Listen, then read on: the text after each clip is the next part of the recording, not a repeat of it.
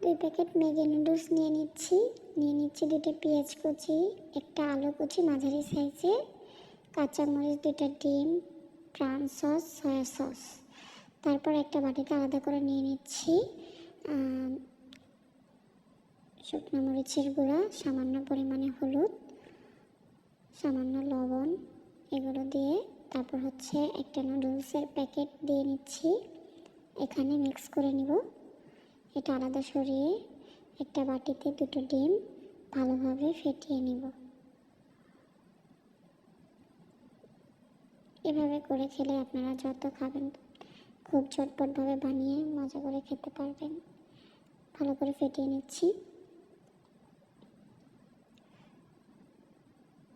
তারপরে একটা কড়াইতে সামান্য কিছু পানি দিয়ে গরম করতে দিচ্ছি। তারপর হচ্ছে ম্যাগি নুডলসের প্যাকেটগুলো কেটে ম্যাগি নুডলসগুলো দিয়ে দিচ্ছি। 2 মিনিট সেদ্ধ করে নেব। তারপরে পানিটা ছড়িয়ে নেব।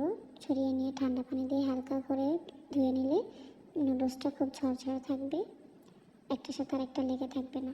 তারপর কড়াইটা আবার গরম করে নিয়ে সামান্য পরিমাণে রান্নার তেল দিয়ে নিব। দিয়ে আলুগুলো, কেটে রাখা আলুগুলো আগে ভেজে নেব ভালো করে। একটু লাল হয়ে আসলে সামান্য পরিমাণে লবণ দিয়ে ভেজে নেব। একটু লাল হয়ে আসলে তার মধ্যে দিয়ে দেব পেঁয়াজ কুচিগুলো, এক এক করে সব উপকরণ দিয়ে দেব, কাঁচামরিচ কুচি দিয়ে দিব। তারপর ভালোভাবে নেড়ে চেড়ে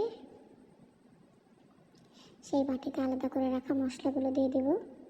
মশলাগুলো দিয়ে ভালোভাবে নাড়াচাড়া করে নিতে হবে 2 মিনিটের মতো। তারপর সামান্য পরিমাণে সয়া সস দিয়ে নিব। তারপরে একটু টমেটো সস দিয়ে নিব। আপনাদের হাতের কাছে যেটা থাকবে আপনারা সেটাই দিয়ে নেবেন। তারপর সেই সেদ্ধ করে রাখা নুডলসগুলো দিয়ে দেবো এর ভিতরে। তারপর এটা ভালোভাবে মিক্স করে নিব, নাড়াচাড়া করে মিক্স করে নিব।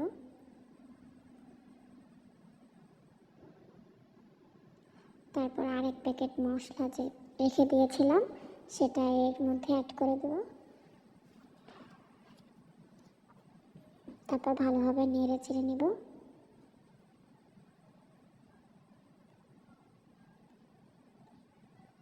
তারপরে এই নুডলসটা নেড়ে চেড়ে নেওয়ার পরে এটা একটা আলাদা প্লেটে আমি সাইড করে রাখবো।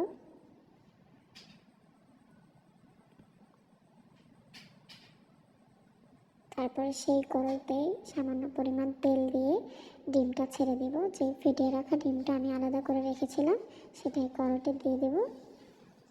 তারপরে হচ্ছে একটু হয়ে আসলে উপর থেকে নুডলসগুলো দিয়ে দেব।